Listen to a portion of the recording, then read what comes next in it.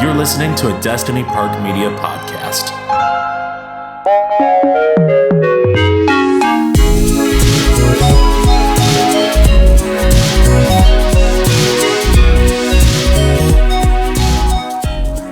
Welcome everybody to the Akira Slide podcast.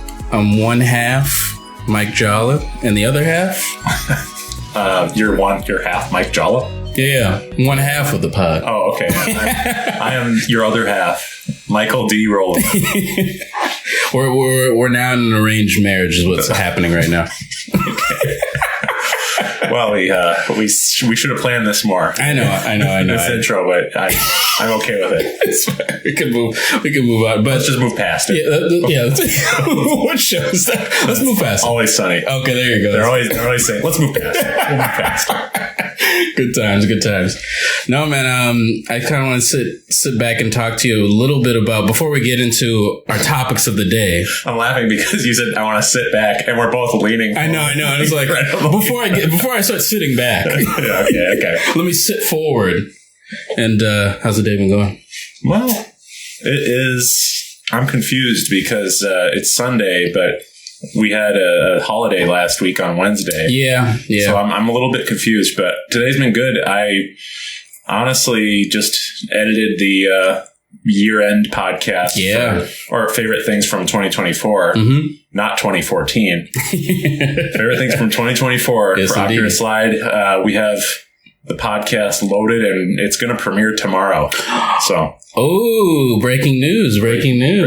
And also I cooked a pasta tonight. So I've made usually like really rich, cheesy pastas when I make pasta at home. Yeah, sure.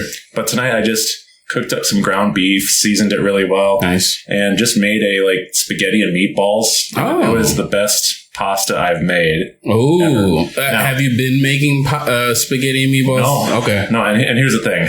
This is where the Italians are going to stab me with a uncooked noodle. But I used fettuccine noodles that I just like to use up my ingredients because I had like angel hair pasta I could have used. But yeah. I was just looking at this already opened box of fettuccine and I said, I could feed two birds with one scone here. And finish the already opened thing. I love doing that. Okay, but that's my favorite thing to do is like use up food. Like, yes. I have this unearned sense of like I'm a good person. Oh no, wait, we're not recording on the computer. So. No, it's just more of our screen. The computer monitor shut off on us. We're recording on our phones anyway. So. I have this unearned feeling of like I'm a really good person when I don't waste food. Sure. It's even though it's like the bare minimum when you buy food from the grocery store. Well, what I was going to say was that you're actually doing what I think a lot of home cooks / chefs do is they use what they already have within their house, basically. So it's like, if you have leftover onions or like leftover greens or something that like you need to like you're trying to make something like say like you're trying to make a soup or something, you would just go ahead, you look through the fridge, you grab like some of this, a little bit of that, try to see if you can incorporate it and throw it into like this gumbo or whatever you're gonna make, and then voila, you have your dish. So it sounds like it's kind of like what you started to do with the noodles. So a plebe like me, I'm like, I don't have all the stuff I need. I need this. I need that. I got to go to the grocery store. Blah, blah, blah. Yeah. Well, I was inspired by this movie about this rat who was a cook. I knew exactly what you And here's the thing. The film is called Ratatouille. A really beautiful. It's a beautiful film by Video Brinquito, excuse me. Yeah. And you should check it out. I should. It's a really original movie. Yeah, it sounds very familiar to another movie that I may or may not have seen, by the way. I think you're thinking of Ratatouille, yeah. Yeah, I think Ratatouille. What about you? How's your day going? My day's good. Well. If you want me to be honest. No, my day's been fine. I'm ready for the holidays to be over. Let's just say that. And I kind of need to get back into my original day-to-day groove. And so today was kind of the last day of that. And just there is a comfortability with routine even though I'm not really a man of routine, but there is some comfort that I find in routine when it's, I guess, I don't know, like not painstaking, like it's stuff that's like everyday stuff. Like, oh, okay, wake up, get ready, drop kid off to school. Then I get to go and kind of do whatever I need to do within the day. And then after I'm done kind of doing all that within the day, then I come back, swoop the kid, hang out for only a few hours, and then it's bedtime already. I don't have to entertain.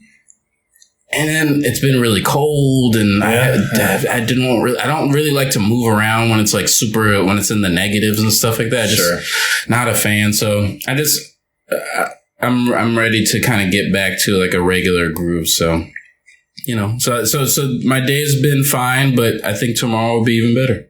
Wow. To be honest with you. Wow. Don't say that around Garfield, because tomorrow's a Monday. Oh, I know. Mr. Monday, man. I hate Monday. By the way, it's like some old, I mean, I guess a lot of the cartoons made by like older folk. So like a lot of these jokes are coming from like a middle-aged man's mind. Yeah.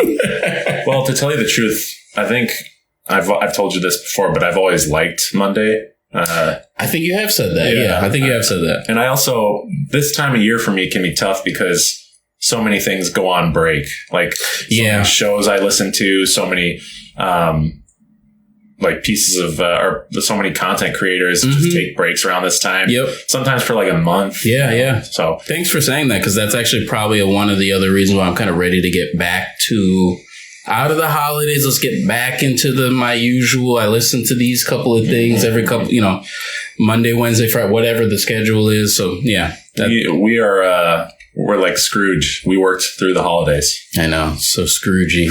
But this isn't work to me. This is fun. Oh, it's fun work. Yeah, it's work. It's fork.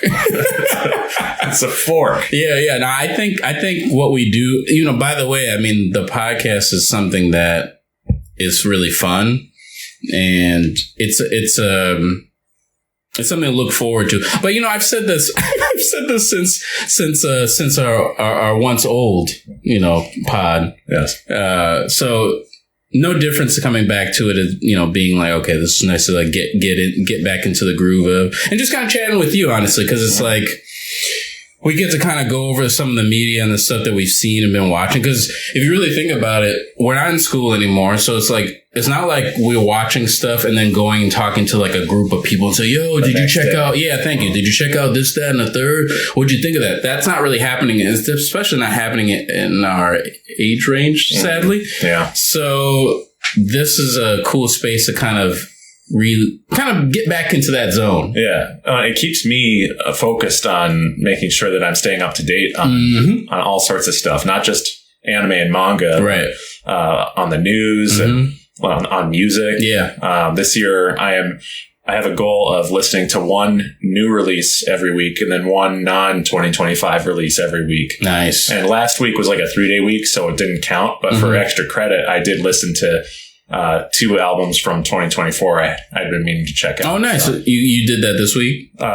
Last week. Gotcha. Today's Sunday, so technically it's the start of the second week of 2025. Absolutely. Or the first full week, though. Yeah. We're in the swings of it, everyone. Anyway, this is all very interesting to the listeners. Yeah, very, very interesting.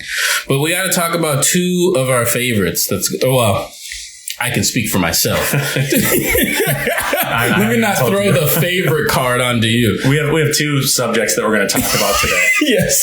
And whether they're both my favorite remains to be seen. Yes, exactly. The first one is it's in our wheelhouse, but the second one, stay tuned if you want to hear something new. We're going to be talking about Hajime No Ippo. Yeah, yes, boxing. I started watching The Boxer here, and but I thought we should start off with something. This is a something old, something new episode. This is that. This is exactly that. This is exactly that. Awesome. Except for the ironic thing is that the new episodes are for the something old.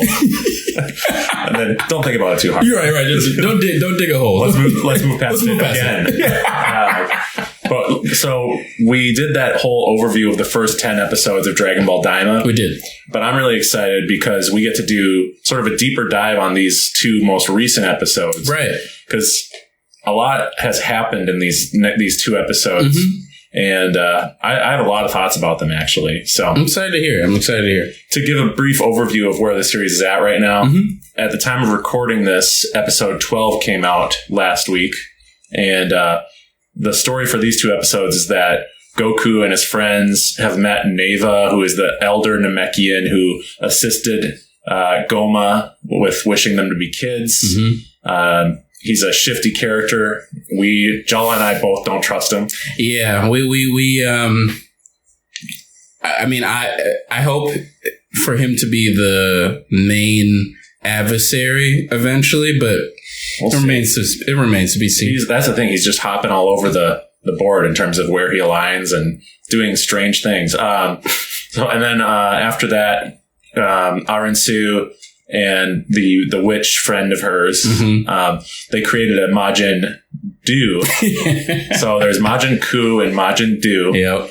And I believe where we left things off I can't talk. Very good. I believe where we left things off was that Majin Ku had surrendered to Tamagami 1. Yeah.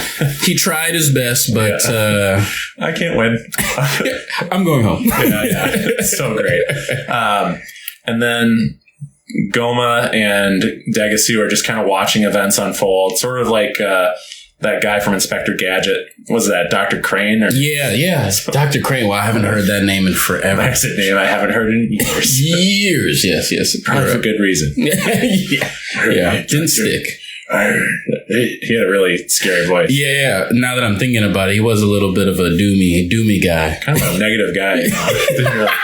Didn't really like to talk to him. No, not at all. And Vegeta, Piccolo, Bulma, and that other guy, the guy with the curly Q. They're all in play now. So yeah, everyone's there. There's a lot of people. Yeah, this is a big gang. Because obviously Goku has his new crew that he's not assembled, but I guess that he's ran into, and they kind of like follow. People just follow Goku around.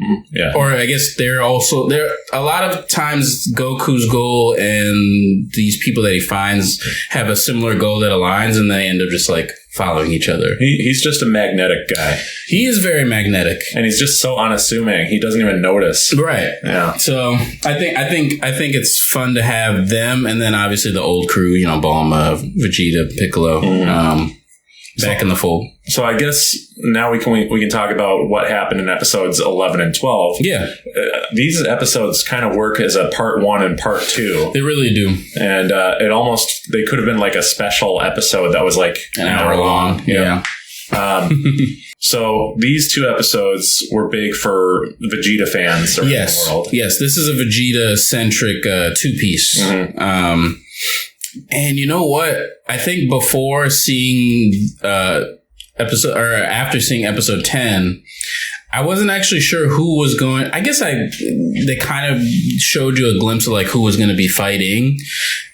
I did expect, weirdly enough, I don't know, I expected Piccolo to be somewhere in that. I don't know why. Me too. Well, because the opening has him powering up, and there was a shot in the promos showing him fight someone. Okay, so that's where it led me to, and I was like, oh, Piccolo's going to be in the mist, and I thought maybe Vegeta would be there to kind of like assist, I guess, but this is, watching episode 11 and 12, this is pure Vegeta.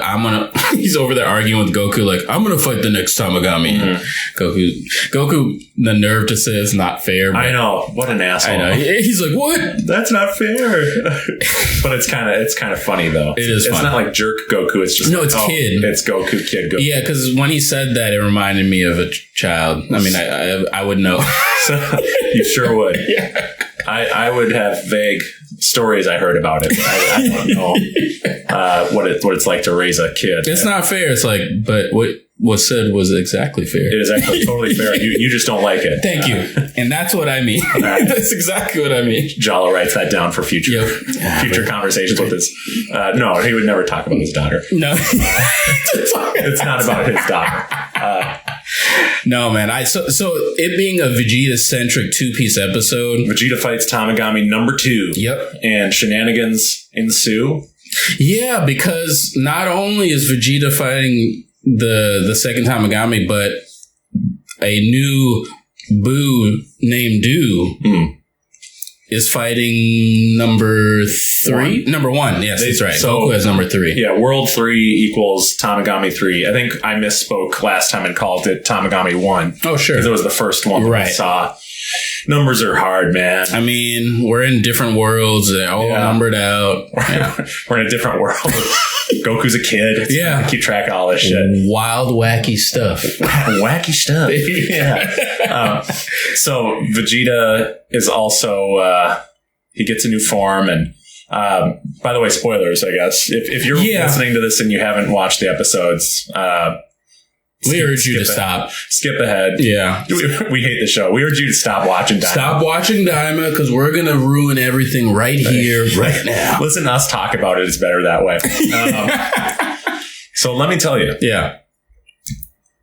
I like a lot about these 2 episodes. Okay. I really liked the first episode where the 2 fights began. Because this is something that Dragon Ball has never done, I don't think. Yeah. They've never had 2 important fights happening at the same time. You're right. With no real shots of everyone just talking and saying, oh, they're so powerful.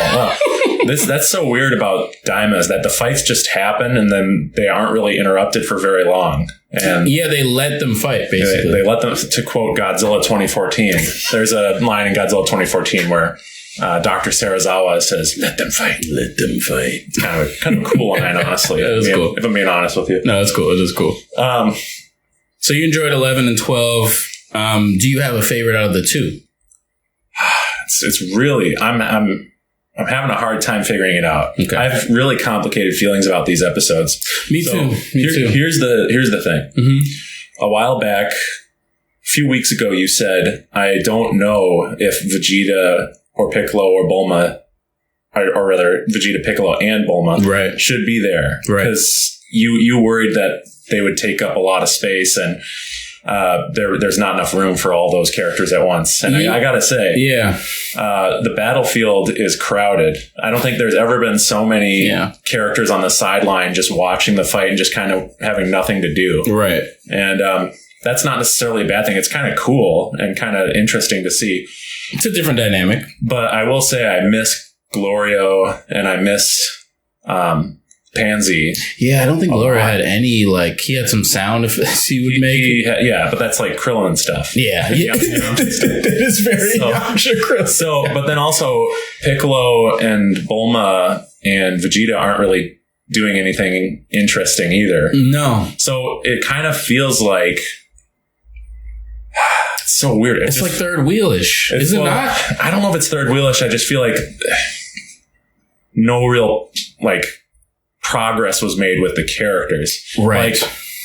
So my main worry about the Vegeta versus Tamagami 2 fight, I thought it started out awesome. Sure. That first bout they had before the episode ended with a cliffhanger where it looked like Vegeta got eaten by the Kraken. Yeah. That first bout was really well animated. It was really cinematic. And what's funny is that it was kind of disappointing after Goku versus Tamagami 3. Thank you, because I was going to mention that. It's an unfair comparison because that was so incredible. Yeah. To go from that to Vegeta fighting the guy with the blade, it was a pretty big step down. But here's the thing. Watching it now, a few weeks later, I thought it was awesome too. It's really well animated. There's really creative perspective changes with Vegeta. 1 minute he's really far from the lens, the next he's right up in the lens. Yeah, I really enjoyed that. It's really well done. It's just not to say it's not. It's just when you have one fight against the Tamagami that's just leaps and bounds, and then you get another one, I think you automatically try to compare it and analyze it even more so because you're all right, let's see what this fight looks like. It's like the curse of when a band has a really amazing debut record, then their second one comes out pretty fast, and it's it's good. Yeah, it didn't. You have your entire life to make your debut record, and then the second one they only have a few months or whatever. Right. But it's unfairly judged, to be honest. True. It's not a perfect comparison, by the way. But I would say Goku versus Tamagami 3 is like literally cinema quality, like a movie. Yeah. And the Vegeta, the first bout with the Tamagami 2 is actually really good, but it's like, you know, we were waiting for them to cook. Yeah, it was a B to me. Yeah. It was a B to me as well. And so the following episode, they continue with the full speed ahead, 2 fights going on at the same time. Mm-hmm. I gotta say, the most inspired animation and storyboarding and just fun vibes, and actually more tension too. Yeah, was Majin Buu versus Tamagami 1. That fight was very interesting for me. I at first, when I was first watching episode 11, I believe, I wasn't sure about it, to be honest with you, because I was expecting, like, I don't know what I'm expecting. I think these like children of Boo kind of throw me off a little bit. And this is probably my fault, because the way I'm viewing the show, I'm like waiting for I'm waiting for like the shoe to drop, and I shouldn't be watching it that way. I should be just watching it like as they're giving it to me. But I keep waiting for this moment where I'm like, when am I going to be in fear of, you know, the enemy, I guess, so to speak. And we may never be. And yes, I'm starting to realize now that maybe maybe it'll never be that way. It maybe just isn't that type of story. Yeah, and it's just meant to be fun. Yeah, in my head, I'm like, maybe this is just like it's like a fun thing. Like, there's some tension, but like it's never gonna be in a space where, like, you know, there's true danger. And I think also the other thing that kind of hinders it in that way is that in Dragon Ball, there was a lot of really dire things that happened, and a lot of stuff that's like really. Now thinking about it, it could even be compared to Z's dramaticness to it. Yeah, maybe more, just given the things that happened and how dramatic kind of the show is. Dragon Ball versus Dragon Ball Z. So I'm like, okay, which one of these guys is going to give me like, oh, they got to look out, that type of energy. And I didn't get that from Majin Buu. And so when he's fighting, he's also doing a goofy style, and he's crying about chocolate. And I'm like, okay, so this guy's a threat, but he fights, his style is unorthodox, just like his brother. What's the brother's name? Majin Ku is his brother. Ku, yeah. And Majin Buu is the chocolate lover. Yeah, the chocolate lover is great. Kind of a loaded way to say that, yes, I guess. I love them both, though, I gotta say. They're a fun tag team, though, I give them that. Well, by the way, we haven't seen them fight together yet, so that could be absolutely insane. Same thought, because I was literally going to say, oh, well, if they tag team, then you got Goku and Vegeta tag team, but then now we leave Piccolo on the sideline. So I've been thinking the last few days, and I haven't seen anyone mention this online. Yeah. What if Neva and Piccolo merge, and then he becomes absolutely goated?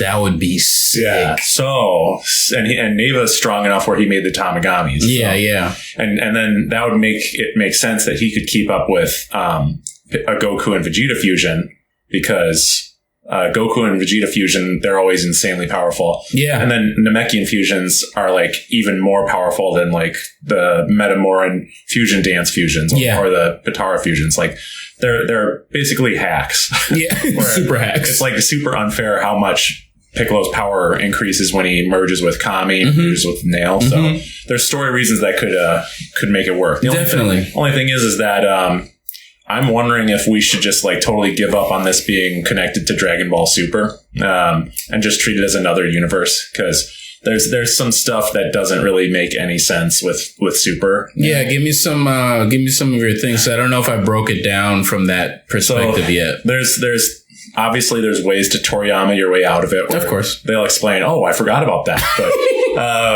they haven't done it yet. So there's 3 I can think of right now. Number 1, at the beginning of this series, Supreme Kai and Kibito start off as unfused.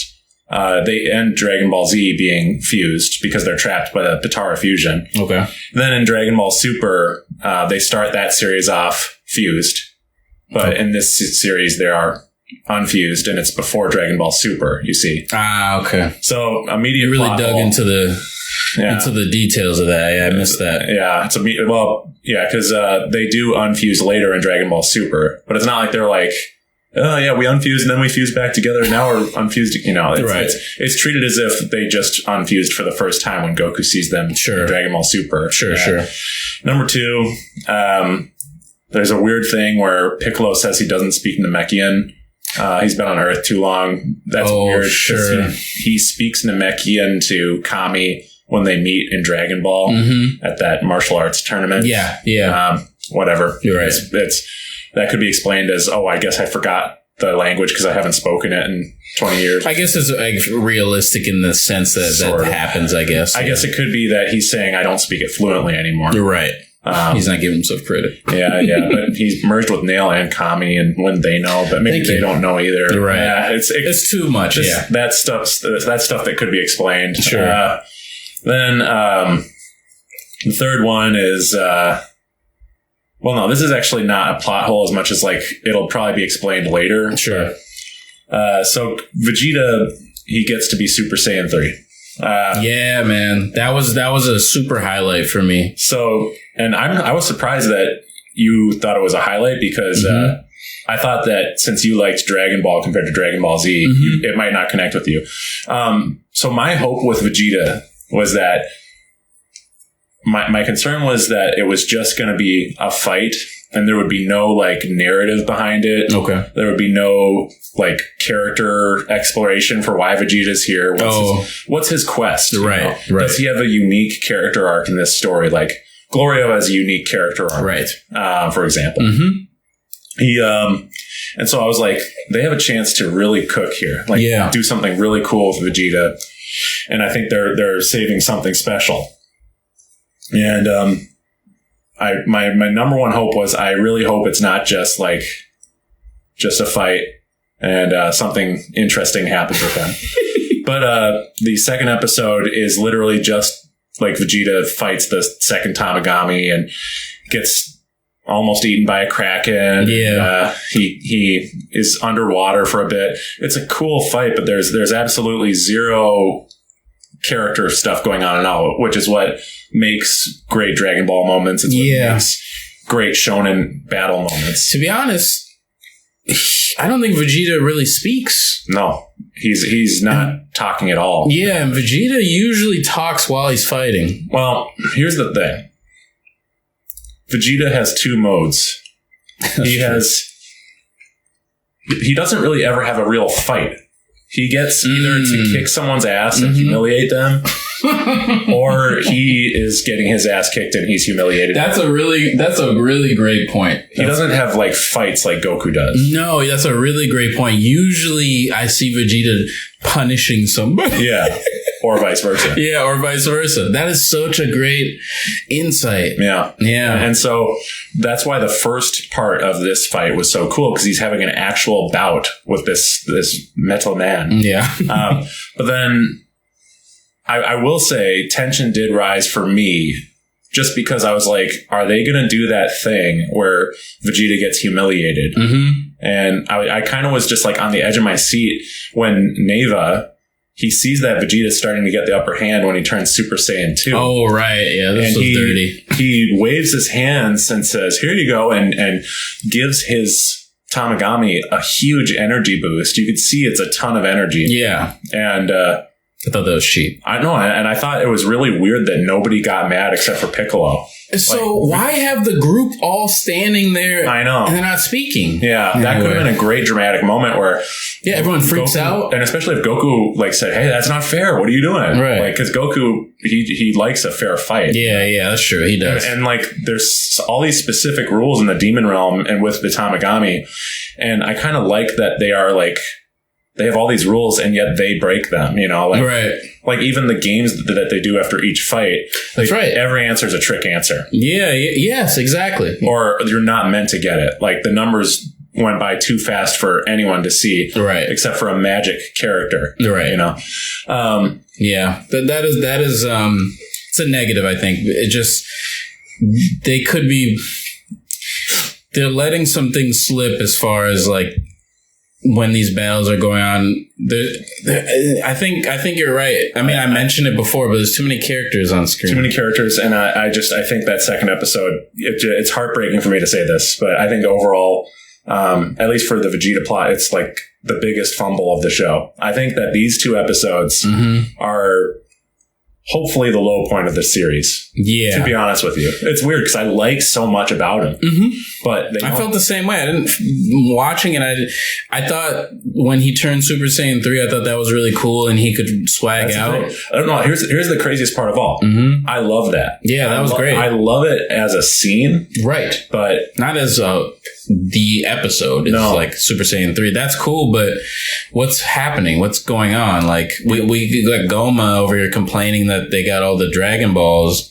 And he's sitting on his ass though. He's like, what are they? What? I think that kind of works because he's like a coward. Yes. He was so scared of them that he like tried to prevent. He was so scared of them coming to the demon realm. Right. He actively made a wish that made them have to come to the demon realm. Like he's the architect of his own defeat. Right. It's foolish. I don't mind that, but I do think it's really funny that the Tamagami versus Majin Du fight is going on like right outside his palace and they're watching it on the screen. I think that's a funny character thing. Yeah, that is really hilarious. It does show his weakness and his but yeah, it lessens the stakes for me because I'm like, no, so guys, we're now more than halfway through 8 episodes left. Yeah, through the series. Sadly, I think you're gonna start hearing like me start to not complain, but I'm gonna my negatives are gonna come out more because I actually don't know what's gonna happen next, and not in like a excited surprise way. I'm just not exactly sure where we're going. Yeah. I don't know where we're going. I thought we knew with the old Namekian. It's Neva. I thought Neva was gonna be something a little bit more. He could be. No, he still could. I'm optimistic. Yeah, I'm glad. I'm still optimistic. Not like I believe that it's going to be good. I know. But there's a chance that things could turn out good. Right. Because there's never been so many like villainous characters in one story. That's a great point, actually. In Dragon Ball. Yeah. I don't think anyway. Yeah. There's multiple different teams working to conspire against Goma. Yeah. And we don't know who's going to wind up working with Goku, who's going to be their own sort of rogue agent. Right. Neva is, so one of the things I was concerned about is that he would still be, or he would wind up being just a good guy. That was a fear of mine too. Yeah, when he joined the team, I was like, wait, why? Why is he doing that? No, they are making you unsure about him still. Like, right. They know what they're doing with Neva. I don't know what it's going to build up to, but they know that he is someone that is not acting trustworthy. Right. And Piccolo's calling him out like... Piccolo's the only one calling him out. Stop messing around. Yeah, I do love that. So there's potential for Piccolo to fight him. That would be sick. If he doesn't merge with him. Yeah, that would be sick. And say like, you may have created the Dragon Balls, but you were, you don't deserve to. You're too old. Yeah, you don't deserve to live. Right. Say that. You don't deserve to live. Dude, the way he like stares at the Dragon Ball in their bag and the way Glorio doesn't trust him is, I love that dynamic. Yeah. I think that's cool. That is cool. I think it's just too, honestly, just, I liked episode 11, to be honest with you. And here's the thing. Mm-hmm. I do like when Vegeta turns Super Saiyan 3 in concept and in like the actual stuff that's going on screen. Yeah, and you had a cool fight with them. Here's the other tragedy of the episode. Mm-hmm. It is by the same animators, pretty much, as Goku versus Tamagami 3. Right. And I gotta say, it's probably the worst animation of the series. You think so? I think so. I think, yeah, Super Saiyan 3 Vegeta, what he does is like cool. Yeah. There's no fluidity. There is no poetry in motion. It's really choppy. Now, is this not a symptom of how Vegeta fights? Well, a little bit. If it was done well, they should showcase it would more. Look cool. Yeah, because yes, he's just standing there and he has his arms crossed. However, with the right pacing and rhythm, when he is kicking the guy and just the guy can't block all his kicks, sure, that would look awesome. Right. But it just looks like him kicking. It doesn't even look like him kicking because there's just impact, like little yellow spots of it, like. Of hits. I see what you're saying. Impact frames or whatever. Right. But they don't, it's like one of those DBZ hacks that they did, where they don't do that a lot in this show. But and it's like, there's just a lot of lines on the screen to convey motion. Pops and colors. Yeah. And that is a valid way to animate action. But we got spoiled by the Goku version of that, which is very fluid and beautiful. And, props to the Vegeta fight segment where he kicks like a wave like through the water. That was cool. You're right. That was sick. And then he went through it. That was dope. But that's the thing. It's hard to talk about because I do like the scene. Right. In terms of what's actually happening. But I don't like the way it was produced. Yeah, produced and choreographed, I guess. And I think my guess is they have a lot of insane action coming up later. I just can't imagine them like saying, all right, we're going to make something that looks just as good as a movie. Well, we blew our animation budget.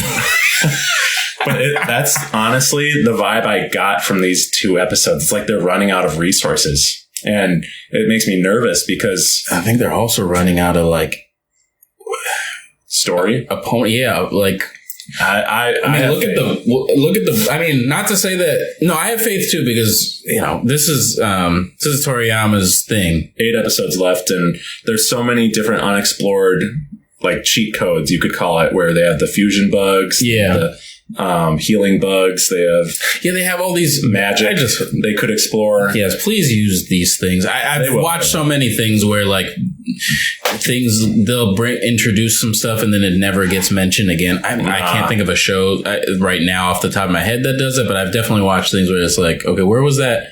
You know what? That's very American. What I'm thinking about is American storytelling stuff where it's like fucking Game of Thrones, where it's like she learns the no face technique and then never uses it. Well, it reminds me of like MCU stuff where it's like they introduce something in one movie and then say that'll come up in the next movie. Right. It's like, okay. And you're always just told, oh, you can watch the next one. But it never comes. I think that Toriyama seemed to have so much fun with world building. To be honest, it just seems like they didn't really care about World 2 here. Like, World 2 is the drabbest. Yeah. It's an afterthought. It's kind of boring. It's just green. Yeah. And looks a lot like Planet Namek. For the most part. Yeah.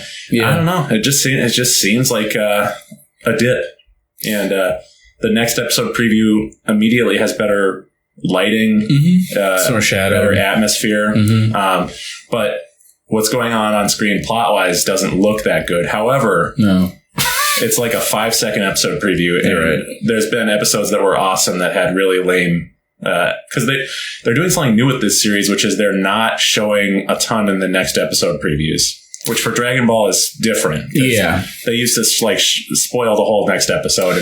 That's why I don't usually watch them, because I'm like, I don't want to see like everything that's happening. But for this, it doesn't matter. They only show 5 episodes or 5 seconds for this, but except for the Tamagami 3 fight with Goku, they showed off like, I think they probably heard that the fan base was getting restless for like action. Sure. They showed some really good looking action for that. Right.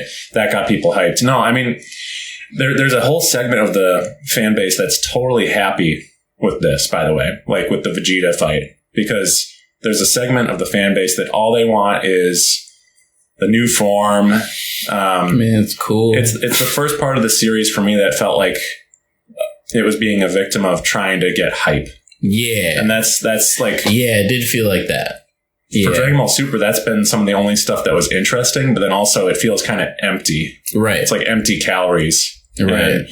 And I do hope they have something for Vegeta to do, but there's 8 episodes left, and I think he's just kind of there. I think that... Yeah, man, I love Vegeta, but as said, he doesn't really have good fights. He just either is just bullying someone or being bullied. Yeah, like him getting. I guess they did. He doesn't have good fights nowadays. Right. He used to have good fights. He used to be a fight machine. Yeah. Yeah. No, their version of like him getting pushed was him getting knocked into the water and then being upset that he got knocked out.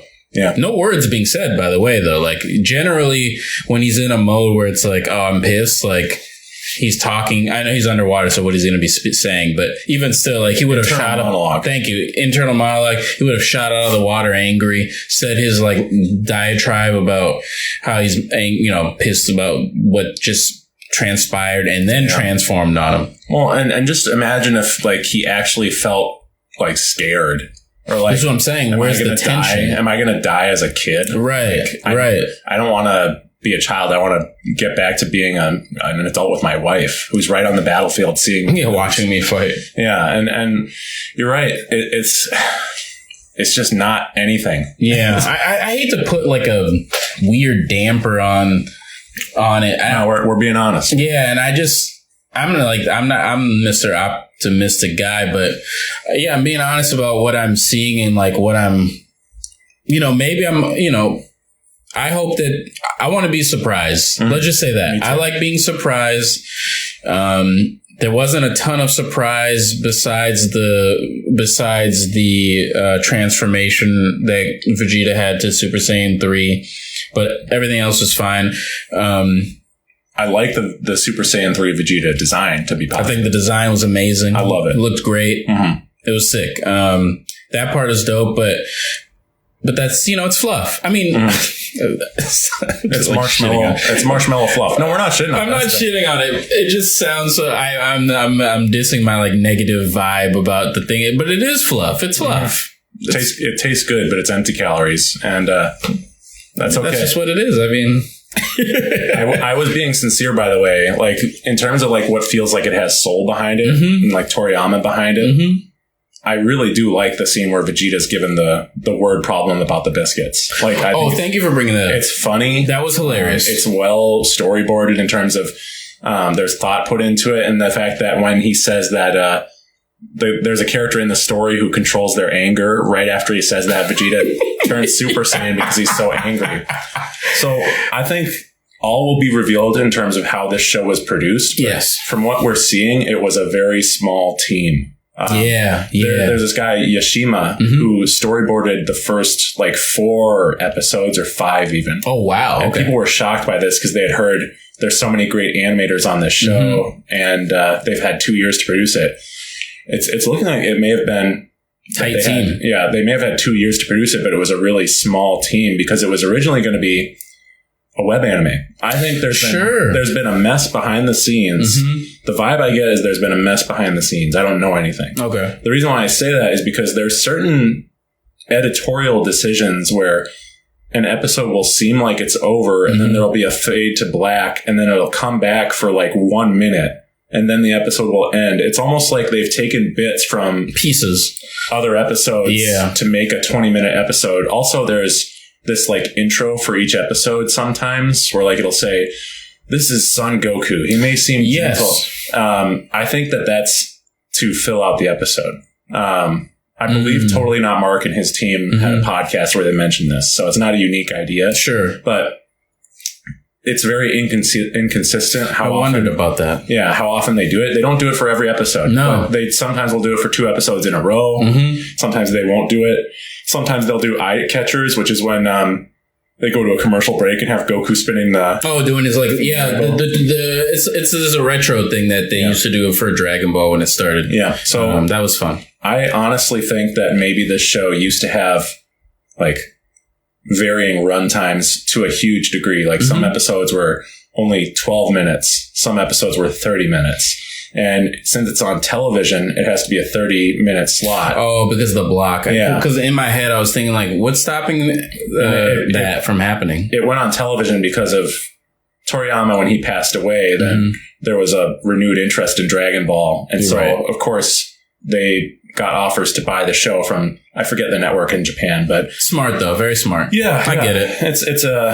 But it was always intended to be like a Netflix show. And I wonder if it was going to be released all episodes in at once or not. Yeah. Interesting, right? Yeah, very interesting. So I think that all will be revealed. I think that the belief that it is a small team, or not belief, the theory, the speculation that it's a small team does seem to make sense. It also makes me kind of concerned just because the show was at such a high quality level that honestly, the level it's dipped here is really not, it's not as bad as we're making it sound. No, and this is what I'm laughing at myself, like as I'm saying all these things, I'm like, but these episodes are actually good. It's just that the lens that I'm viewing the show from is that we only have so many episodes left. Yeah. This is the issue. I didn't realize it was going to be a short series, and finding that out, I'm like, you got to be able to deliver it nice and compact if you're going to get everything within that small period of time. Well, and the 20 episode thing is it's like a leaked piece of info, so it might not turn out to be true. Sure. It could be like 26 episodes. Right. But it's not going to be an extension like Ball or Z or Super was. Yeah. It's not going to be that, or at least it not seeming like that's like it's going to be that big thing. Now, if it is, then they're allowed to have episodes where it's, on, and episodes where it's coasting, but it's not a weekly show though. So it's like too. They wrote it in advance. So yeah, someone should have caught, or at least for how high the quality level is for certain things. I can't believe nobody thought like, hey, we should have a narrative theme going on through these two episodes, like Vegeta proving himself. Right. Vegeta. I was worried that was like supposed to be the first time he went Super Saiyan 3. And then they explained, he already knew how to do that. Okay, that's cool. Yeah, because Bulma's just like sidelining, saying like, oh yeah, he's been training for a while now. It's like, okay, great. I did like that she was like rooting him on and like proud of him. And people were like worried that he wasn't as good as Goku, or are you sure we shouldn't have Goku do it? And all the newbies out here. Yeah. But anyway, so yeah, just it's interesting because we watched this episode. I watched both episodes before I drove here. I gotta say, I would have been more negative if we did this episode last week when this episode originally aired. You would have been like me. Yeah. No, but I've rewatched the episode a week later, and I watched them both back to back today. Right. And honestly, it is much better. You're up on them. Yeah, it is much better than it was when I first watched. So I totally get where you're coming from. Yeah. And it's not like I think that they're amazing, but I do think that they're pretty solid. And I think they're solid. It's like, I think I'd give them like a 7. Yeah. 7 out of 10. And honestly, very little to complain about for me for the Majin Ku and Do stuff. And I find it really interesting that Majin Ku gave the answer to the number problem, your mental arithmetic problem. Yeah. And that Arensu seemingly didn't see him do it. And so I think they might have like a telepathic link, which could be interesting. It's pretty obvious that they're going to fuse Majin Ku and Majin Do. Oh, okay. Now you're giving me something. Because them fusing would be crazy. One's thin, one's heavier. Yeah. So and they're both Majin. So, yeah. And by fuse, I mean more like probably Dude's going to absorb him or something. Yeah. It would be really sad if he was like a chocolate or some shit. It would be really sad if it was like a betrayal, because that's the thing. Crazy. Their relationship is super cute and wholesome. And I know you weren't crazy about him, but I love Majin Ku and Do as brothers. And the fact that Ku is like, I've always wanted a brother. And he's existed for like 20 minutes. No, I will say the comedy is pretty solid in the series. Daima's got some, obviously they dragged out some things, but there's but the comedy that's like new that they introduced during episodes is really funny. Like you said with the Tamagami with Vegeta, that was hilarious. Like the timing of the pace of that hilarious storytelling and Vegeta getting that's really good comedy. That's good visual comedy that's being done. And I've already belabored this point, but Vegeta and Piccolo never got to be comedic characters in Dragon Ball. They were introduced so late in the series, right? Especially Vegeta, right? And they're playing the straight man, honestly. But yeah. Oh well, I don't know. Well, Vegeta had some. Funny stuff. You're right. Some funny stuff. Yeah, he does say some things. Yeah, and I do really like the Tamagamis and how they have their own unique personality quirks. Yeah, that's cool too. Tamagami 3 is like very boisterous and energetic and loud. Yeah. When Goku first challenges him, and he goes, "What?" He screams so loud. Goku covers his freaking ears, and the whole town is like just shaking. No, that is really great. Amazing. He smiles too and stuff like that. Oh, and when Goku leaves and he's practicing the Kamehameha, dude. There's hope, dude. No, I know. They got it. Like, Tamagamis, if they come back for, like, what could happen is, like... You're really turning your wheels. I hear you. And I'm hopeful. I'm copeful. But think about it. Like, if Goma does get that eye that Curly Q has... Sure. And he does become, like, a destroyer level threat, let's say. Yeah. What if instead of it being, like, a Dragon Ball power level volleyball thing... It requires them all to work together with the people Goku and Glorio and everyone have met along the way. Right. So the Tamagamis, Neva. Sure. And then maybe Aransu and Majin Ku and Do actually join them. Right. What if whichever team, honestly, what if it's like one villain, like Goma, but then everyone is saying, "Hey, we don't want you as ruler. You're a piece of crap." They overtake him. This army of Goku and his friends, and a Majin Buu type character being a good guy, like that would be super cool. That would be cool. And them fusing and being like a good Kid Buu type of guy. I don't know, man. There's stuff that could happen. There's definitely things that could happen. I'm low expectations. Yeah. Your expectations low for modern Dragon Ball. Yeah. It's just tough because I think these 2 episodes were kind of a reality check. Like, okay, it's still going to be a victim of hype and new formitis and Vegeta having Super Saiyan 3. It's like kind of cool, but we know that he doesn't use it in Super. That was the third thing where like for some reason he doesn't use Super Saiyan 3, nor does he allude to having it. Right. But that's how does he need it either. He doesn't need it because he has Super Saiyan Blue and whatever, all the billion other colors. There's one scene where Trunks in Super says to Vegeta, "You can turn Super Saiyan 3 like Goku, right?" And then Vegeta just laughs and says, "I don't need to." Which is not an answer. It's not an answer, but that's what makes it so great because Toriyama, I don't think he consciously did this, rest in peace, but he would have characters answer things in a way that was really vague and confusing. Yeah. But then it would be like, it would leave room for retroactively for Vegeta to have Super Saiyan 3 after all. But I bet at the end of this series, he's going to say that form's stupid. I learned it because you were doing it, but it's a dumb form that uses up too much energy. Only a clown like you would do it or something. Something like that. No, I feel you. I think that's a great surmise of what Vegeta would think about that. Yeah. And listen, this is not the Glaze podcast. This is not the Glaze Slide. Yeah, Glaze Slide. That's horribly disgusting. But when something that we love is not firing on all cylinders, we're honest and you'll hear about it. That's why I wanted to have this show with you because it's a record of our honest thoughts. It's not like Toei Animation is paying for this show. Anyway, sponsored.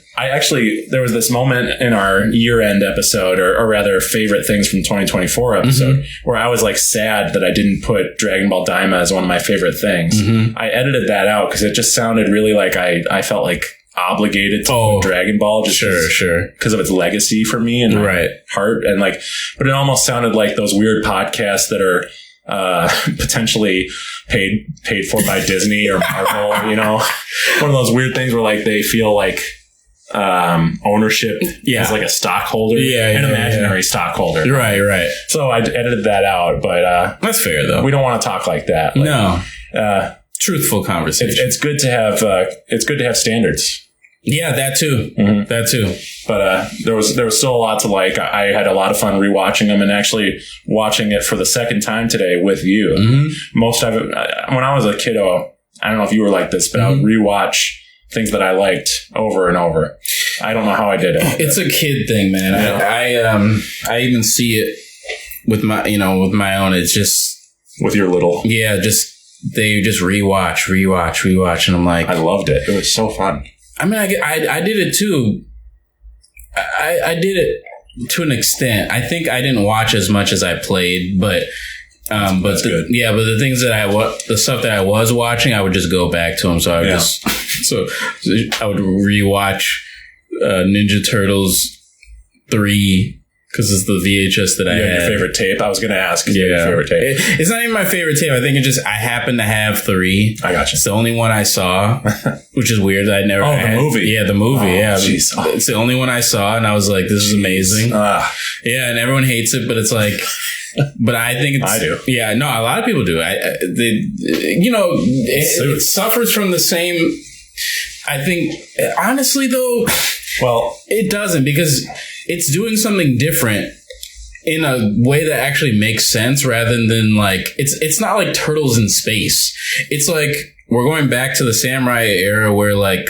all this lore came from in the first place. This is Kappa. This is from Japan. So like they went back into Japan and they're like real demons. So it's like, anyway, let me not get into a tangent about that. But I haven't watched that in a few years, but I was just saying, this is the most I've watched a Dragon Ball episode since, I think in like 20 years. Oh, really? Because I'm 35 and even like 20 something years. Wow. Holy shit.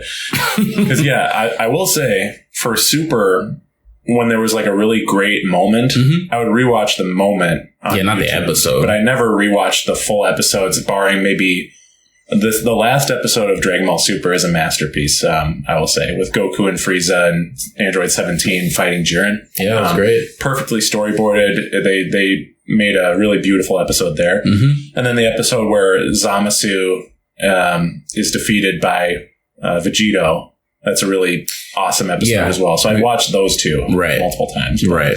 Mostly I just watched like the cool moments. But for Daima, I have rewatched the episodes multiple times now. And they do get better. Now, that's probably familiarity talking. And maybe we'll see how it ages. Yeah, because it could go the opposite way, where it's like, actually, that episode wasn't so great. A year from now, I could have totally different thoughts on the show. Right. But right now, I really do love that first 10 episodes. And the Goku, I think that I'm really excited for actually less action in the next couple of episodes. I want to see the dynamic. I want to see dynamics form between Vegeta and Pansy or Glorio. Yeah, put Piccolo in there a little Neva, bit. And have Piccolo have dynamics with someone else besides Neva. Right.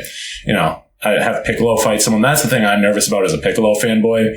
It's looking like this may be the Goku and Vegeta show. Well, not even that, but just like he won't really have much to do with the action. He just fought one nameless goon so far. Yeah, and I don't know. The fact that Vegeta already went this early in the series. It's not like they usually have escalating threats and go, first we'll have Vegeta go, then Piccolo, then Goku. It's like, no, it's usually Vegeta, then Goku. So Piccolo before Vegeta if we're lucky. Anyway. We'll see. I'm excited to find out. But yeah.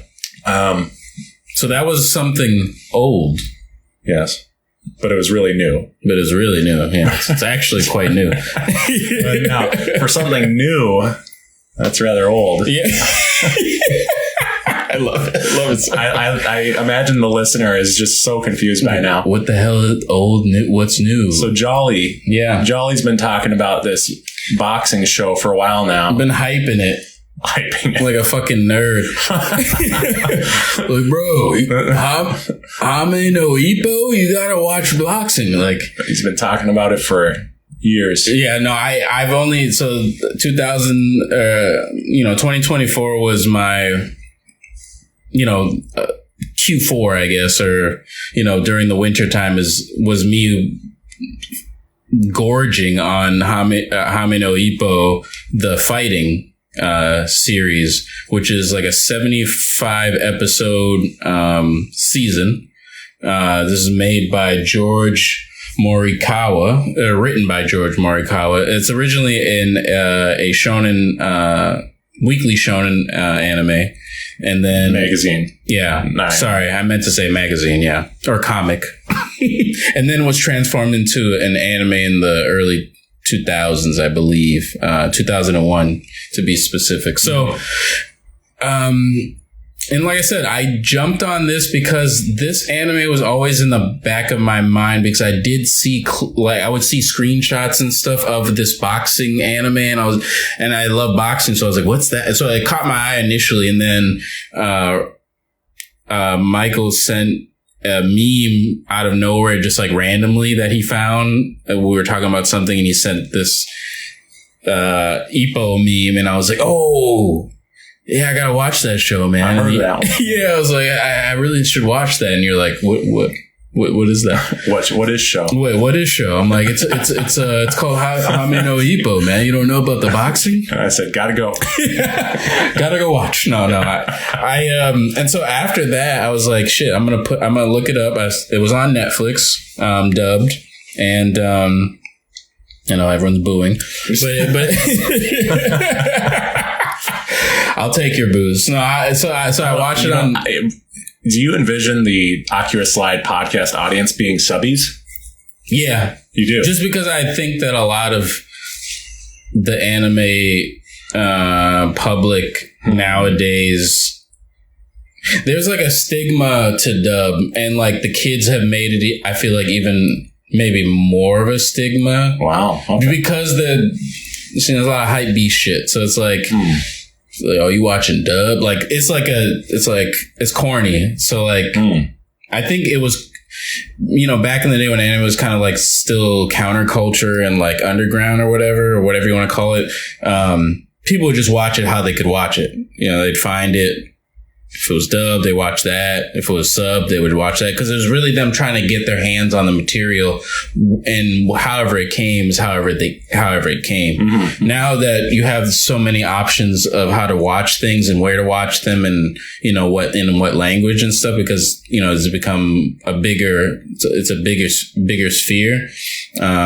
There's like a thing now where it's like, oh, it's corny. Like, you watching dub, it's corny. Like, interesting. I think that just because that could be just because you're around me and I'm the subby of the duo. Yeah, no, I think even the young kids, I hear them. Really? Yeah, okay. I hear them say it too. It's just a thing. Like, they make it like watching dub is corny. Like, that's so funny. I always imagined that anime becoming more mainstream would make it dub more accessible. Yeah. And I think you're only getting that from like people that dabble with anime like a little bit. Like, they're kind of in it a little bit, so they'll watch something and be like, just to check it out, and like, oh yeah, I enjoyed that, but they're not like in the culture. Yeah, exactly. They just want a little taste. They're not in the culture fully, or like they're just getting into it, and so they might do some dub. But that's not to do a tangent, but I was just curious because I always envisioned the Akira Slide podcast audience as a good mix. Some I would like that. Yeah, I would like my little subby submissive. It's an 80-20 is what I think. No, the Discord will have the different sections. So one for subs, one for dubs. Yeah. And honestly, a dub is like a win. So I'd rather be a dub than a sub. Right. You know what I'm saying? The dub is a win. I like that we both... W's in the chat. We both think W's in the chat. Wow. Chat, is this real? Yeah, thank you. Chat, are we cooked? Are we cooked, chat? I like the fact that we are both like envisioning that the opposite of our taste is represented. Is the right, or is the more popular way to be. Yeah. We're both such victims, man. Just whining.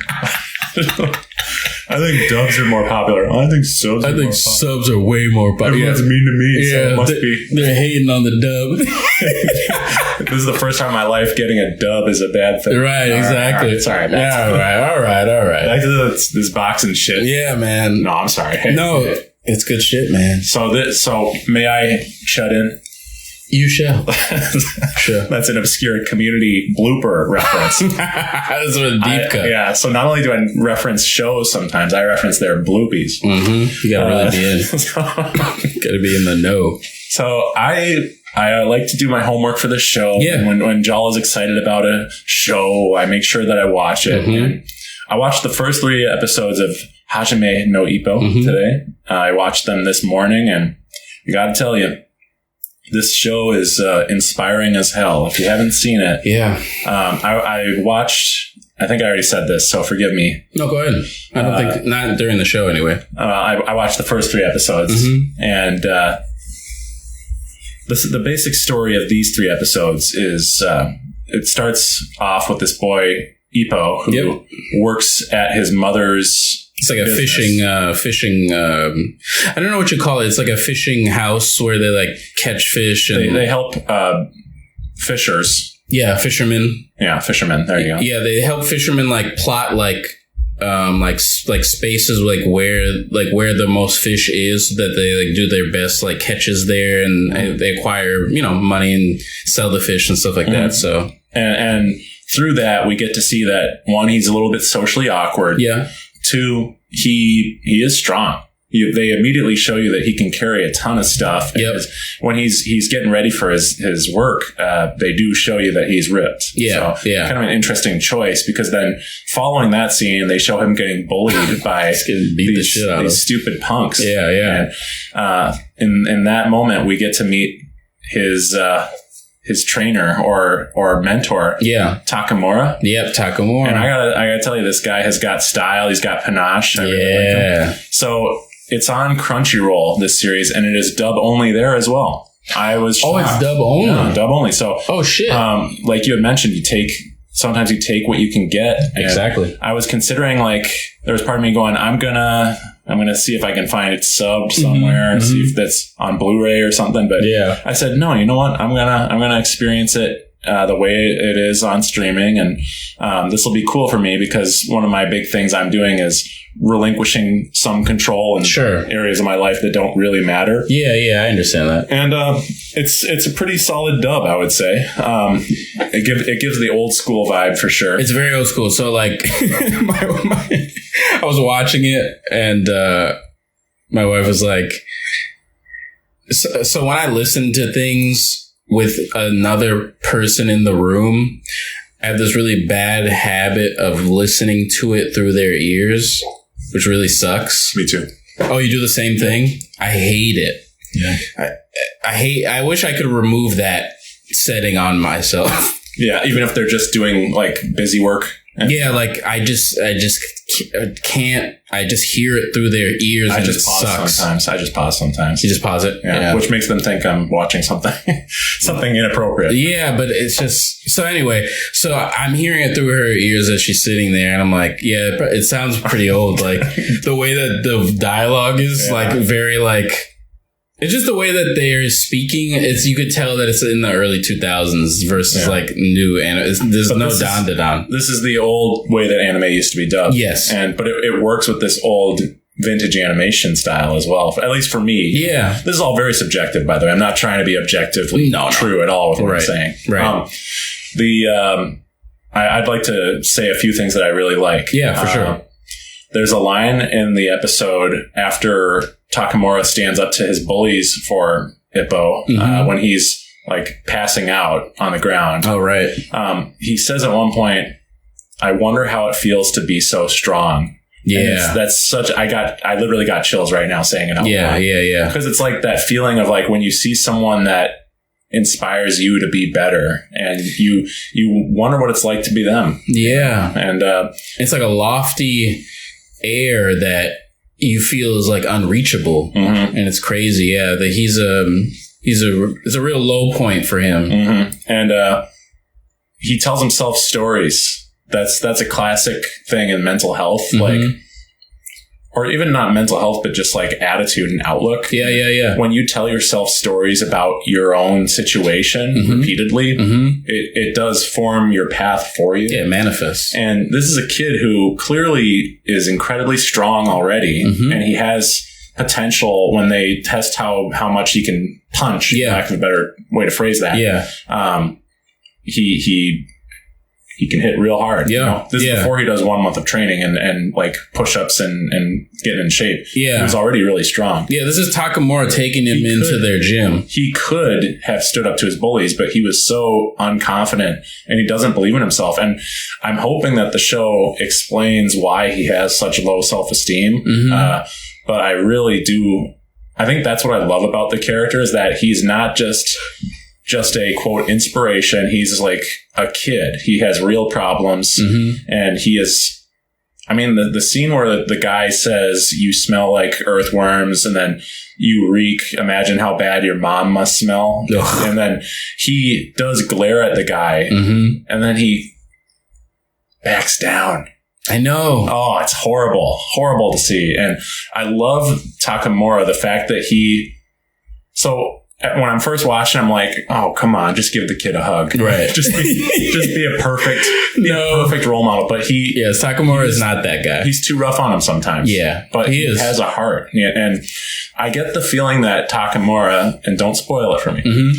That's right. You have not seen past 3 things. Yes. I get the feeling that the reason why sometimes he's like trying to push him away from boxing, and it's not just that he doesn't think he can do it. No. I see some trauma in his eyes. Sure. He's potentially lost a friend to boxing. Sure. Or he's seen a kid like Ippo get hurt really bad. And so I'm looking forward to finding out about that. Sure. I really love that his mom doesn't even know what he's up to.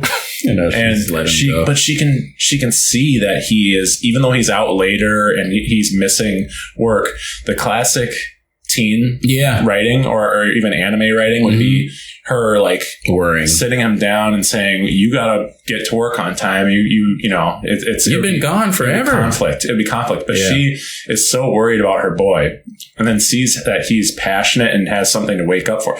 That's the thing, having something to wake up for, man. Yeah. So this character, he's living, he's breathing and eating boxing. Because it's his escape from like that mentality, that headspace that he's trapped in. And I think that, that saying, I wonder how it feels to, be so strong, or he mentions it, a few times, like what's it mean to be strong is like the main catchphrase for the show. Nice. I love that. Yeah. He's like, what does it mean to be strong? And that carries throughout the show. And boxing is his way to it. He believes that. And boxing through Takamura saved him from his bullies. Yes. I know that this show is definitely about boxing. This story is definitely about boxing. Very boxing. But it's also just about finding purpose. And I also love that he gets into boxing in a very like relatable way for guys like you and me. Yes. I think that's probably there's a lot of draw from that. It's like a very, forgive the language, but kind of like an otaku way to get into boxing, where he's reading the boxing magazine in class, and then he hears some girls mention that I think boxing's the worst. And he's like, hey, boxing's really cool. Like a nerd. And then he's like, oh, sorry about that. Guess I got carried. The classic anime line where they put their hand behind their head. Right. Guess I got carried away. And that's like the classic vintage dub too. Yeah, absolutely. Just a little giggle. Yeah. It's kind of crazy. Weird old vintage dub. Yeah, you can tell. Like I said, you can really tell the age of the anime. Obviously, there's older things that we've watched, but you can tell that this is from the era of the stuff that I used to watch. Yeah, me too. And this is less of the new boy era stuff that's out now. So, but everyone respects Hajime no Ippo, though. I've noticed when I'm looking up and searching stuff about Ippo, like there's love. Like YouTube loves Ippo. Like, why is this the best show? Why you should watch this now? Why, how to train like Ippo? Like they love Ippo. Like it's like a real deal. No, it is. Yeah. When something this old is being like culturally re-examined and people are having such enthusiasm for it as if it's something new. Right. I think that's really special and something to take notice of. And yeah, absolutely. it feels like a graduation of there are athletes who are inspired by Dragon Ball, And yes. it feels like yes. I think the way this show presents the way the main character gets into boxing, it's very analogous to how we got into manga and anime. Yeah. And I think it is probably saving some nerds. Forgive. I couldn't think of the better way to phrase that. But saving some people who maybe would never even consider working out. Yeah, man. Before this show. Yeah. Before this manga. And that's fucking cool to have crossover. It's like, oh, this guy is so passionate. He's reading the magazine like I do for this manga. I don't know. It did make me to bring it to me for a second. Sure. Personally. Yeah. it made me nostalgic for when I was first learning how to play electric guitar. Nice. And learning how to write songs. And every day I'd record new demos and every day or new scratch tracks, and just the unlimited energy of a young man getting into their passion and learning about it and making mistakes and getting knocked on your ass metaphorically. Metaphorically knocked on your ass. Yeah, absolutely. But it made me, there's a saying in like self-help circles called the false first step. And that is where you start really wanting to change your life. And it's like this burning desire. Yeah. And you start reading self-help books or watching self-help YouTube and you feel the dopamine rush from watching these self-help videos, sort of like the Ramsey and Ramit Sethi stuff we talked about last week. But I actually did make change after that. But false first step is when you get the dopamine rush from watching those videos and you keep doing it, and they actually prevent you from making substantive change. I really hate that because that happens. I feel like it happens to me a lot. Yeah, and I want to put it on record here. I think that this show could be a false first step for me if I'm not careful, where I talk about how great working out is and how this show makes me want to work out, and hold me accountable. Yeah, I'm gonna work out. And I think you were you were actually talking about running. I was, and there's a lot of running actually in Hajime no Ippo. By the way, which makes me want to run, and I hate running. I know, I hate running too. And I don't like having headphones on when I'm running, by the way. I'm weird, but... No, it's not weird. I think a lot of people are kind of like, don't like to be tuned out of the world. Even at the gym, I don't either. Though. Yeah, that's a good point. I just feel like I use my ears to assess my... Yes, your surroundings. I understand a lot. I understand I have pretty good hearing, so... not to brag. No, but I understand. I am a headphone fiend, but... running, I would really have to be in a space where like it's isolated to run with headphones. Otherwise, running outside with headphones, I do need to hear the city. Yeah, no, I can't do that. Yeah, so that sounds like a recipe for me scared. Me scared. I mean, I know we live in a fairly safe place, but still, it's still important to know where you are. But not trying to be a fearmonger. No. It's good to be aware of your surroundings when you're outside. It doesn't even have to be like you're in an unsafe area, but, someone might be not looking up from their phone when they're driving. Right. And they don't see you running across the street. Right. You had the right of way. Right. And you're not paying attention. Yeah. Because you have your damn headphone. That was one of my dad's platforms is people wearing headphones outside. So my father, old school style, very very Ippo, Hajime. Very. I think he liked the show. He loves boxing.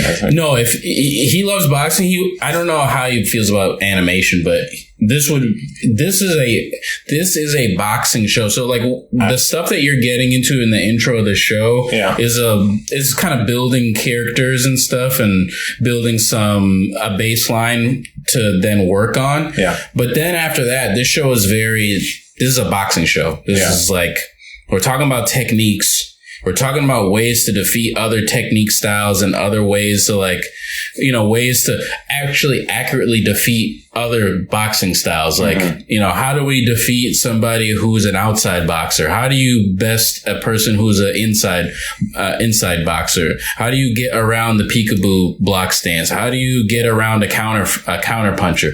We're talking boxing, like all the way through. It's just fairly technical. I just love it. If I saw this fucking show when I was a teenager, I would be boxing. Yeah. Like, and then by the way, I'm still going to, I mentioned before watching this show, I always wanted to train in some boxing before I even saw Ippo.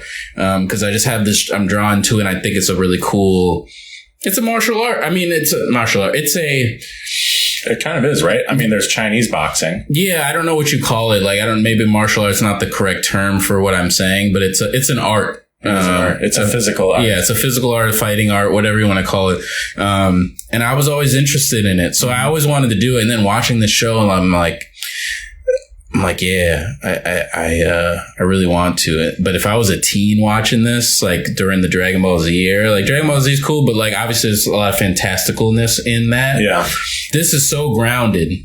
Yeah, and the way that they do the animation during the fights is really incredible. Right. Even for its time. Right. And don't get me wrong, the fight scenes I won't call them, the boxing matches, let's bring it more in. The boxing matches that are happening in the show, obviously it's an animation, so there are things that happen where it's like watching the fights is like if you were watching a fight in slow motion. Because the way you have to animate a fight is like the person has to be thinking what's happening. Yeah. And then in real life, this is happening within seconds. Like these are happening very fast, but in the show, it's slow. It's like, oh shit, he came at me with the hook. Like, I really got hit. Like, what am I going to do? That type of energy. You know what I mean? Yeah. I try to be very mindful of that when I'm watching action anime, because a lot of the time they'll have like someone throwing a punch and then they'll have the next shot show someone reacting to the punch. Yep. But basically you see the same thing happen multiple times. Yep. But it's all one moment. You have to remember, that was one moment. We just got to see multiple perspectives. It's very creative, honestly. Yeah, it is really creative. It's literally 3 to 5 seconds of an action being drawn out so that you understand the full extent of what's happening in the fight. That's just good storytelling. It's not a weakness at all. Yeah. And this show doesn't make me want to box, just because I've never really wanted to box. But it does make me want to work out, become stronger. Yeah. And I used to do 5 sets of 20 and do 100 push-ups. Oh, nice. I don't think I've ever done that, to be honest with you. Oh, yeah. No, and I didn't do it for long enough. I reached the goal and then I said, noise. And then you hit it. I hit it. And then I just sort of would occasionally do push-ups after that. And then COVID happened. And of course, that's my excuse for that. Yeah. It's an Achilles heel for a lot of us, honestly. But I could have gone back many times and gained a lot of weight after that period. And I've never really gotten back onto the 100 push-ups thing, but my ultimate goal in my life, which maybe, oh my God, let's do it. Let's fucking do it. Yeah. This isn't that insane of a goal, I don't think. By the end of the year, as we watch Ippo, and I'm going to figure out how to pronounce that eventually. Yeah. They say it a couple of different ways. By the end of the year, you're my Takamura. I want to be able to do 100 push-ups in a row. That's my ultimate goal. Like continuous 100 push-ups. No sets. Just 100 push-ups in a row. That'd be dope. And I know that it's possible because... You've done it. No, I have not. Oh, okay. My coworker, Nicole, her son did it. And that was his like workout for strength every day. He would just do 100 push-ups. He did 100 push-ups in a row. Yeah. Well, you're going to make me get in that zone. Yeah. We're going to hold each other accountable. Yeah. And I can't really be Takamura. I would be more like you're too nice. Yeah, I would be more like Kimura, I believe is the one of the other guys in the gym. This other 16-year-old who has more experience and whose dad is a former pro. Yeah, Miata. So I would say that he is like the classic archetype of the rival guy who starts off as an enemy, but he's drawn in by the plucky hero. I get the it's like this is where it's like, God, I watch too many shonen anime. This is a shonen, yes. Yeah, and I read too many shonen manga. Sure. But it's just like, all right, here's this old chestnut. By the way, you'll be surprised his trajectory. Okay. Yeah. I'll just give you that. He becomes a good guy. No, I'm just No, but you'll just be surprised his trajectory. Okay. When he hits Ippo on the chin, that scared me. I'm like, that was a hard hit. When they explained that, because I know that a hit to the chin is really difficult. They even explained in the show, right? His brain is like vibrating from that. Yeah. I was like, holy fuck, I hate boxing. I really do. Like, I can't do this. It's insane, right? I can't do this. And this is why I said I would never fight.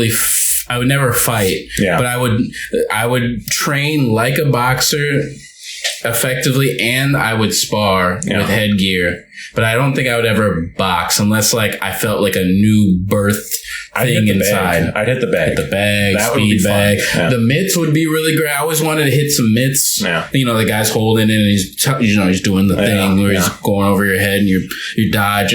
I love boxing. May I nitpick the show? Yeah, go ahead. I have one nitpick that is super social justice warrior of me. Mm-hmm. Are you ready? Yeah. Don't hit me. Because he's getting ready to hit me. I'm going to give you the... I find it weird that violence is treated seriously for when he's getting bullied. Yeah. And violence is like really important to the show in terms of like, there's like positive violence, I guess, in the gym. And then there's, he's being tortured by these guys, right? Yeah. But then very soon after he was being bullied by those guys, then Takamura is kicking him and hurting him because he's being annoying. Yeah. So gag violence. It's gag violence, yeah. Yeah. And I think gag violence in old anime is a huge thing. Huge. To do it in this environment, it feels like counterintuitive to what the show's about. And I know. It is very... But that's fun. Very nitpicky. But it's fine. Yeah. I'm trying to think if there's anything else I wanted to mention about this show. It seems really cool, man. I'm really excited to get into it. It's really cool. The score, the music. Yes. Dude, the music. 1 minute, it's this cat jamming on an electric guitar by itself. The next, it's like a jazzy full band ensemble. The intro is a banger. Yeah. The score is insanely good. Mm-hmm. Music's great.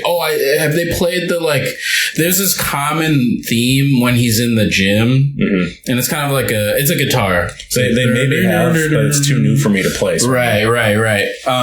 There's a common theme that plays like where he's kind of just in the gym training and thinking. And it's like a common rhythmic that comes back generally when he's in the gym thinking about something and training. I like that the characters talking on the sidelines is actually meaningful. Mm-hmm. Like when the people in the mat, is that what in the ring? Yeah. The people in the ring can hear them talking, and it kind of motivates their actions, especially this new rival guy. Yeah. The dad's like, "Oh, you got to stop." There's things where, and that's true to boxing too, because as a boxer, the thing that's also cool about the show is,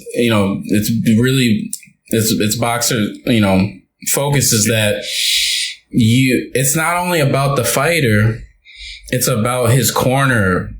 And what the corner is helping him with, helping him because you're in there getting your head, you're getting bumped, and that can daze and confuse you and get you off your path, and fear starts to come in. It's the corner's job to get you back centered, get you back confident, or get you back into a zone where okay, we have to continue the mission, you got to do what I'm telling you, or you got to follow the game plan that we worked for this guy. We can't deviate.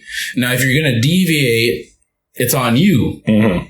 I'm here to help and support what you're going to do, but if you're going to deviate from it, too proud. Right. So you have to be, there's a level of trust and a level of collaboration that's happening in the ring, and it's the show really displays a lot of that. Yeah, I gotta say, the leaf training where he has to catch 10 leaves, that was so well done. It really did a great job conveying something hard fought for and hard earned. The jab. They didn't just have him be able to catch a few leaves. It took him forever to be able to catch 2.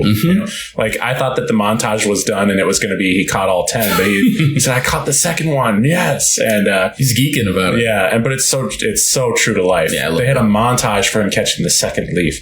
That's sick, right? So cool, and it shows how hard he worked for this. And, yeah. Then the reveal at the end of the episode that the guy goes, he only used one hand. He could have used 2 hands. And it could have been a gag, but no, they treat it as serious. Holy shit, this guy has so much potential. He's doing it with the jab. He has a natural boxing instinct. Yeah. Yeah. And, I like the kid. I think he's real awkward. Reminds me of me. I mean, that's the thing. the people who read this manga, if they are nerdy, they'll see themselves in this guy who's also getting ripped and you know, making his body a machine. And I can't wait for you you're down to watch the whole 75? Because I would love to hear. There's some things we'll do some update episodes. Yeah, we'll update periodically. But yeah, I'm down to watch it all, I think. Yeah, but I'm not gonna watch it as fast as something. No. Like gorgeous, like me. Yeah, I don't think so. But I was watching a few episodes a day. But I watched 3 today. That's true. It feels like a good early morning anime where it's like really inspirational stuff that gets me set off on my day really well. This is kind of correlated to, I was in the studio on Friday and the producer gave me the idea to like, he was like, and you know, this song has a lot of energy. We were doing this song called Messages from You, which is like my first real punky song. Nice, so super fast and hard rock. And the vocals should be really intense. Sure. And I was trying my best. And he had the idea, you know, when we were cutting our record Blank, I would like do burpees and do jumping jacks while singing the vocals. Oh, that's interesting. And I was like thinking, that's going to make him winded. He's like, you know, it's okay to do like physical action in order to get yourself motivated in the studio. And I was like, all right, let's see what happens. That's true. And I started like running in place and like doing really active like trying to run along to the song. Yeah. It's a really fast song, so I'm like, you know, it fits the energy. And I ascended. Nice. I reached a new peak. I seriously did, man. I never sung. Maybe if I did, it was more than 10 years ago. I sang higher than I've ever sung with more power. And he's like, Michael, this is the best I've ever heard you sing. Let's keep going. That's dope. And my voice lasted for hours and hours and hours. Like the adrenaline and the rush of the good positive feelings from your body, like working out. I was burning calories doing stuff. And feeling good. And so like it made my voice stronger. And I'm having an Ippo moment musically for sure. I know I'm correlating it, and there's just a lot in the show that people can put onto their own, you know, life routines. It was really tough to not just immediately go out and buy a new electric guitar, because that's what I'm saving up for right now. Oh, sick. And I was like, I'll just buy it. Yeah, it's exactly yours. Just buy the shit. I'll just buy it. But I was like, no, I still have the lessons from my financial overhaul. But I have my acoustic guitar, I have my bass guitar, and I can work on those in the meantime. And I can always borrow an electric guitar from a friend if I need to. Exactly. But I want to buy my electric guitar with my own money. And I feel like. But I could still be inspired by Ippo when I do have my electric guitar. And yeah, man. And it's going to be sick. It's going to be sick, bro. That'll be really dope. That's dope to hear the music's really coming along with it. This show is entering my life at the perfect time. It's inspiring, man. It's an inspiring show. I can't wait to hear your thoughts about more of it, because I will say I don't like the noses. I don't like the noses on these designs. Like, these little noses. It's like Lupin noses. It is Lupin. Yeah. Very. Like it's old shonen. Yeah. Like it's old shonen nose. I do like in this, we have the Wikipedia page up, and his nose in that looks really good. Yeah. He's got Mike's a nose guy, I guess. No, is actually a weird looking kid. Yeah, he's not. It doesn't like when you're watching the anime, he doesn't conventionally look weird, but if you actually look at his features, he's really interesting features. He's got huge eyebrows. Yeah. Like huge eyebrows. Not the best hair. Yeah, his hair is like weird and spiky and it's all over the place. I don't like it no, he hates it too. Yeah. It's like he tried to comb it down. He does a lot of weird stuff, but like he's a weird, like cutesy, but like awkward looking kid, and he just can fight, man. It's fun. I like him. I like him, and I hope that he figures out how to. I don't know. He's got to get a visit from the Queer Eye guys or something. I know, right? No, my thing with the show to end is that I've watched all 75 of the fighting, but I got obsessed with it where I was like, is there more to this that I can watch? And you know, they made a couple of like OVA films. They were kind of like side tangents to the story that follows after the story. I watched those, and then I noticed that they actually had a newer season. I can't remember what it's called now, but so I'm starting to watch that as well. Mm-hmm. So I'm still in the Ippo land, but I'm in like the newer Ippo land territory and the stuff that came out like more mid 2000s, I would say. That stuff is not dubbed. So I'm now forced.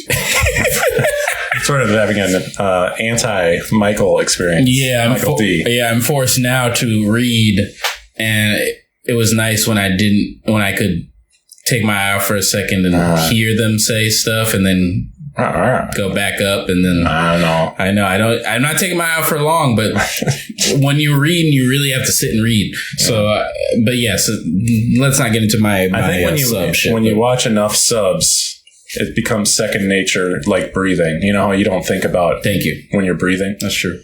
And if you I mean, watching Daima subs has really helped me a lot. Watching there's really Daima, honestly. So watching Daima subs, you're like, it's gotta be another one. I'm like, wait a minute. No, I watched that in dub too. I'm glad you did though.